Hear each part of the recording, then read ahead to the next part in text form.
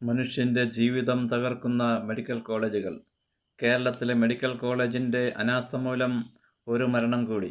ഒരു കുടുംബത്തിൻ്റെ ഏക അത്താണിയായിരുന്ന, ആശ്രയമായിരുന്ന ഒരു ചെറുപ്പക്കാരൻ്റെ ജീവനെ വെച്ച് മനുഷ്യത്വം മരവിച്ച കുറേ ഡോക്ടർമാർ എന്ന് പറയുന്നവരും അതിനെ നിയന്ത്രിക്കുന്നവരും കാണിച്ച ക്രൂരത ഏതൊരു മനുഷ്യൻ്റെയും മനസ്സ് മരവിപ്പിക്കുന്നതാണ്. കൊല്ലം ജില്ലയിലെ കരുനാഗപ്പള്ളി താലൂക്കിൽ പന്മന പഞ്ചായത്തിൽ പന്മന വാർഡിൽ പൂജാ മന്ദിരത്തിൽ വേണു എന്ന 48 വയസ്സുകാരനാണ് തിരുവനന്തപുരം മെഡിക്കൽ കോളേജിൽ ചികിത്സ കിട്ടാതെ മരിച്ചത്.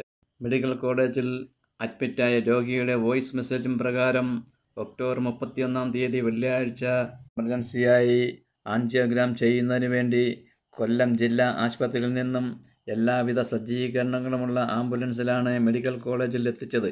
അതിനുശേഷം ചൊവ്വാഴ്ച ഈ വീഡിയോ ക്ലിപ്പ് വെളിയിൽ വിട്ടതുവരെ യാതൊരുവിധ ചികിത്സയും കിട്ടിയില്ലെന്ന് മനസ്സിലാക്കാൻ കഴിയും.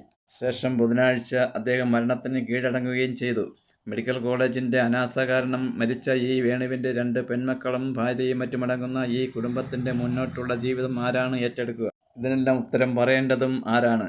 മെഡിക്കൽ കോളേജും അധികൃതരുമല്ലേ? പ്രിയ സഹോദരന് ആദരാഞ്ജലികൾ.